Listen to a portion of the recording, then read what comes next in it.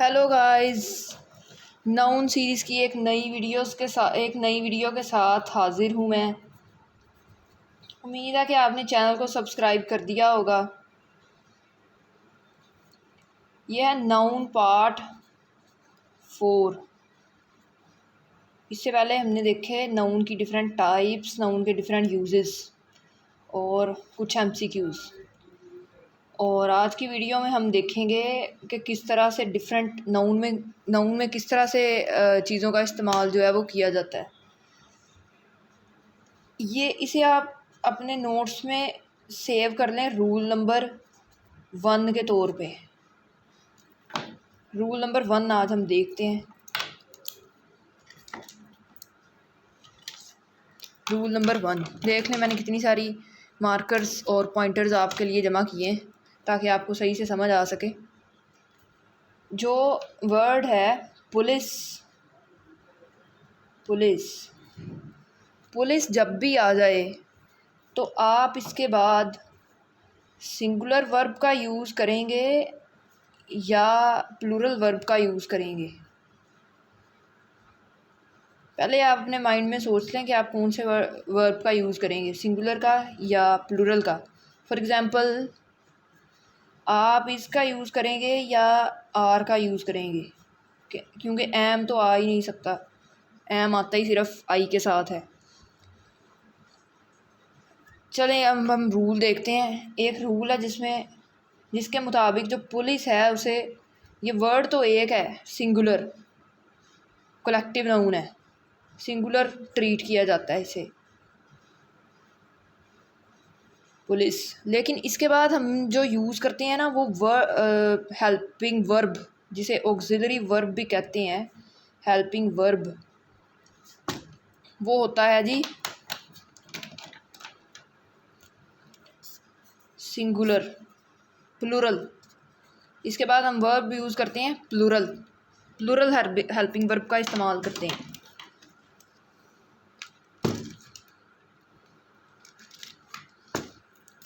तो इसके साथ आप कर लें एक स्टार, ताकि आप भूल ना जाएं कि पुलिस जो वर्ड है उसके साथ हम प्लूरल वर्ब का यूज़ करते हैं। For example police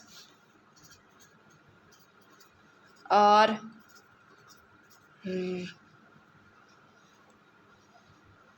running after the thief, police are running after the.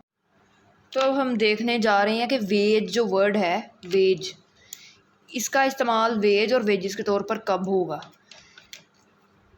जब इसका मतलब, इसके दो मीनिंग हो सकते हैं। जब इसका मीनिंग पेमेंट या सैलरी के तौर पर होगा, पेमेंट या सैलरी के तौर पर होगा, तो तब हम यूज़ करेंगे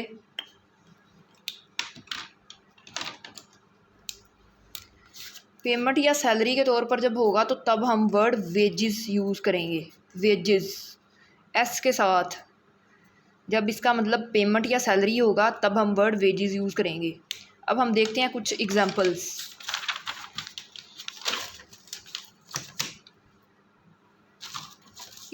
हम कुछ देखते हैं।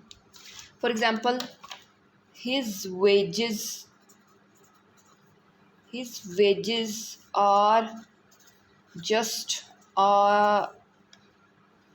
$5। ये होगी एग्जाम्पल नंबर 1, और ये कलर भी मेरे ख्याल से अच्छा लग रहा है।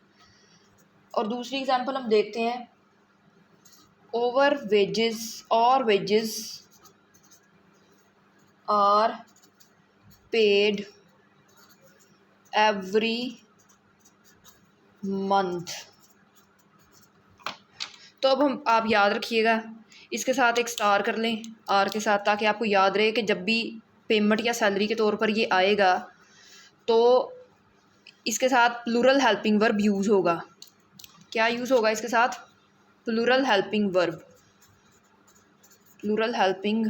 वर्ब का यूज़ होगा जब ये सैलरी और पेमेंट के तौर पर यूज़ होगा। और वेजेस का दूसरा मतलब है रिवॉर्ड, यानी दुनिया में हम रहते हुए जो काम करते हैं कुछ अच्छे काम करते हैं, कुछ बुरे काम करते हैं, लेकिन मैं तो आपके लिए अच्छा ही काम कर रही हूँ। वेज, इसका दूसरा मतलब है reward.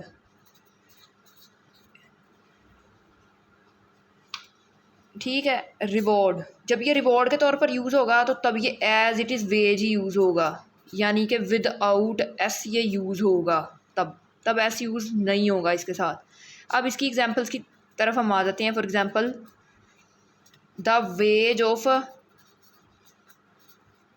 Veg of sin is death. जब ये वेज के तौर पर यूज़ होगा, एस नहीं आएगा, तो फिर इसके साथ आएगा सिंगुलर हेल्पिंग वर्ब।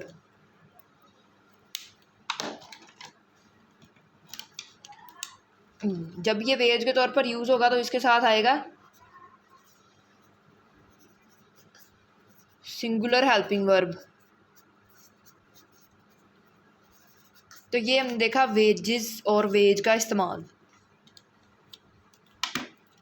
अब उसके बाद चलते हैं हम अगली चीज़ की तरफ।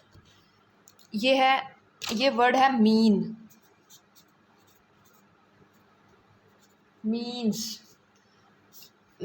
For example means of communication, और इस तरह से आपने इसे पढ़ा होगा, मीन्स। अब इसके दो तरह के इस्तेमाल हैं। जब ये मेथड के तौर पर यूज़ होगा, मेथड, तो इसे हम यूज़ कर सकते हैं सिंगुलर भी और प्लूरल भी। सिंगुलर भी हम इसे ले सकते हैं और प्लूरल भी हम इसे समझ सकते हैं। यानी कि इसकी एग्जांपल्स हैं, जब ये मेथड या प्रोसेस के तौर पर यूज़ होगा किसी कॉन्टेक्स्ट में जिसमें मीन्स का मतलब मेथड या प्रोसेस होगा, तो इसे हम प्लूरल के तौर पर भी ले सकते हैं और सिंगुलर के तौर पर भी ले सकते हैं। अब इसकी एग्जांपल है, means of every means has been tried. Every mean has been tried. अब ये हैज़ आया, इसके साथ हैव नहीं। हैज़ आया, इसका मतलब हम इसे सिंगुलर ट्रीट कर रहे हैं, यहाँ पे प्लूरल भी कर सकते हैं। For example, there are no means of learning what is happened, what is happening। there are no means of, there are आ गया इसके साथ, तो ये प्लूरल हेल्पिंग वर्ब है और ये सिंगुलर था। what is happening, ठीक है। इसकी होगी दो एग्जांपल्स। अब हम इसकी एक और एग्जांपल देखते हैं।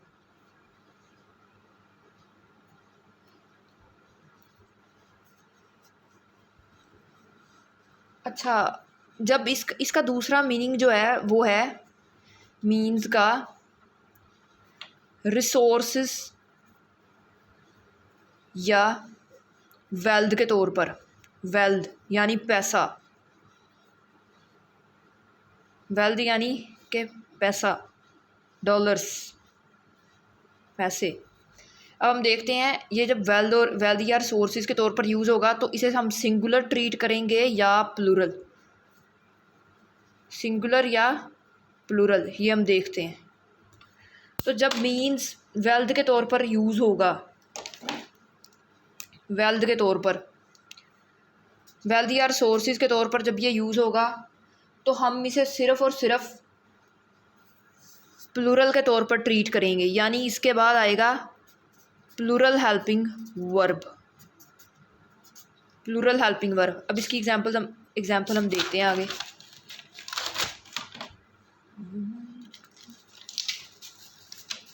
अब इसकी एग्जांपल है, his means are small, his means are small but he has incurred no death,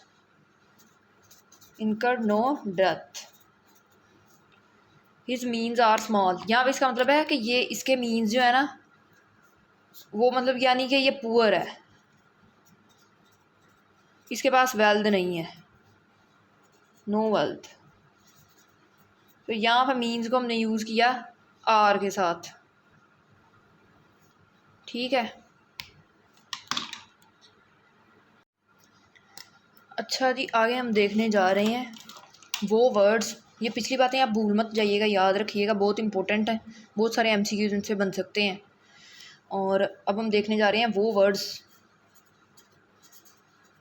जो सिंगुलर लगते हैं, यानी कि ये आपको देखने और सुनने में सिंगुलर लगते हैं, लेकिन इनके बाद हम प्लूरल हेल्पिंग वर्ब का यूज़ करते हैं। प्लूरल हेल्पिंग वर्ब का यूज़ करते हैं। HV का मतलब है हेल्पिंग वर्ब। अब इनकी एग्जांपल्स हम देखते हैं। अब इन वर्ड्स की डिफरेंट एग्जांपल्स हैं। फॉर एग्जांपल,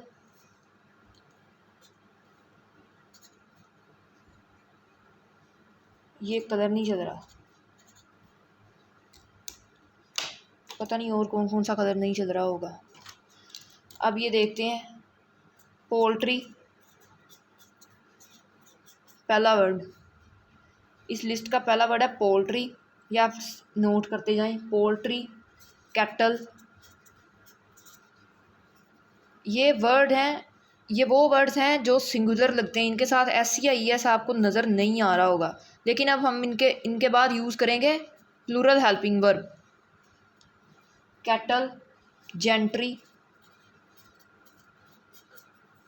और इसके अलावा है ऑफस्प्रिंग, पीपल लोग, यानी कि फोल्क रिश्तेदार, और क्लर्जी अल्फ़ाबेट। ये आपने याद रखना है कि ये वो वर्ड हैं जिनके बाद हम प्लूरल वर्ब का यूज़ करेंगे, लेकिन ये लगते सिंगुलर हैं। अब इसकी एग्जांपल है, people are running here and there. People are running here and there, people are running businesses here and there, people are running here and there. Alphabet के बाद भी प्लूरल वर्ब का यूज़ होगा।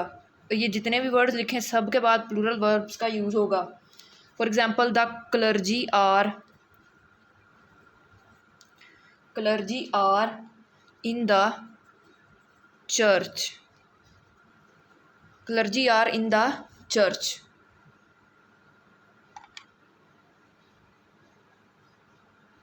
अब और एग्जांपल देखें, these poultry are mine. These poultry are mine. ये सारे क्या है, प्लूरल हेल्पिंग वर्ब, लेकिन पोल्ट्री के साथ कहीं कहीं आपको S या ES नज़र आ रहा है। ये वर्ड जो है ये ऐसे ही लिखा जाएगा बगैर S या ES के, लेकिन इसके बाद हम यूज़ करेंगे plural helping verb. And other example is cattle are grazing in the fields.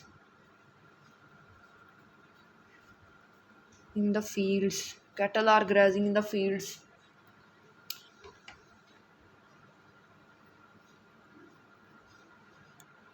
अब हम आगे देखते हैं कलेक्टिव नाउन, जो हमने पिछली वीडियो में पढ़ा। कलेक्टिव नाउन जो कॉमन नाउन की टाइप है, इसका इस्तेमाल किस तरह से है, यानी कि कलेक्टिव नाउन के बाद प्लूरल हेल्पिंग वर्ब आएगा या सिंगुलर हेल्पिंग वर्ब आएगा। कलेक्टिव नाउन, अब कलेक्टिव नाउन की एग्जांपल में हमने एक वर्ड पढ़ा था, ज्यूरी। इसका मतलब आपको पता ही होगा बहुत सारों को। ज्यूरी का मतलब है पंचायत, यानी एक जिरगा जो बैठता है और लोगों के मसाइल हल करता है, इसका मतलब है पंचायत।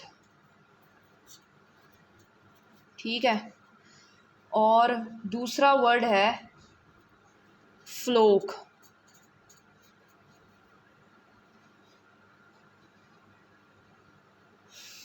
ये फ्लोक है। ठीक है, फ्लोक होता है जानवरों का एक झुंड। अब ये पंचायत जो है ना, इसकी दो कंडीशंस हो सकती हैं। ये कलेक्टिव वर्ब है, कलेक्टिव नाउन है, कलेक्टिव वर्ब नहीं है, कलेक्टिव नाउन है ये। अब इसकी दो सूरतें हो सकती हैं। एक तो ये है कि पंचायत के पास कोई केस गया है और सारी पंचायत जो है ना उसने एक फ़ैसला कर दिया है, यानी कि एक डिसीजन पे ये पहुंच गए हैं, एक डिसीजन, अनैनिमस डिसीजन पे, यानी सब मुत्तफिक हैं उस पर, सारे एग्री कर रहे हैं एक डिसीजन पे। अब दूसरी कंडीशन ये हो सकती है कि आधी पंचायत एक डिसीजन देगी और आधा हिस्सा जो है वो एक डिसीजन देगा। तो इसका मतलब है कि पंचायत जो है ना वो डिवाइडेड है, ज्यूरी जो है वो डिवाइडेड है, डिवाइडेड। इस केस में जब हम इसकी इंग्लिश बनाएंगे तो हम लिखेंगे, ये दूसरा केस जो है जिसमें डिवाइडेड है, यानी ज्यूरी एक डिसीजन पर नहीं पहुंच सकी, तो यहाँ पे हम लिखेंगे jury are divided in their decision. अब ये सारी कहानियाँ आपको बताने का मकसद ये था कि तब आर आएगा जब कलेक्टिव नाउन डिवीजन के तौर पर यूज़ होगा, यानी कलेक्टिव नाउन जब भी एज अ जनरल जब कलेक्टिव नाउन यूज़ होगा तो सिंगुलर के तौर पर यूज़ होगा और सिंगुलर वर्ब ही कैरी करेगा आफ्टर इटसेल्फ। और जब collective noun as a group नहीं खुद को प्रेजेंट कर रहा तो फिर हम यूज़ करेंगे प्लूरल हेल्पिंग वर्ब। तो इस केस में हम यूज़ करेंगे plural helping verb. For example इसकी एक और एग्जांपल देखते हैं, वो ये यहाँ पे लिखती हूँ मैं, flock are running here and there, running here and there, यानी कि ये इकट्ठे नहीं चल रहे, इधर उधर घूम रहे हैं। Flock are running here and there, जब फ्लोक इकट्ठे चल रहे होंगे या इकट्ठे कोई काम करेंगे तो फिर उसके बाद हम यूज़ करेंगे सिंगुलर हेल्पिंग वर्ब, जिसकी ये एग्जांपल है। सिंगुलर हेल्पिंग वर्ब आएगा जब फ्लोक इकट्ठे काम कर रहे होंगे, यानी डिवाइडेड नहीं होंगे। All flock are grazing, all flock is grazing, the flock is, इसके पीछे all नहीं आएगा, the flock is grazing। तो तब हम यूज़ करेंगे सिंगुलर हेल्पिंग वर्ब। यानी कि अब इसका एक रूल हम बनाते हैं, जब कलेक्टिव नाउन डिवाइडेड होगा, एज अ ग्रुप नहीं होगा, डिवाइडेड होगा, तो हम यूज़ करेंगे प्लूरल हेल्पिंग वर्ब। और एज अ जनरल हम यूज़ करते हैं, एज अ जनरल जब यूज़ होगा तो फिर सिंगुलर हेल्पिंग वर्ब का यूज़ होगा, सिंगुलर हेल्पिंग वर्ब।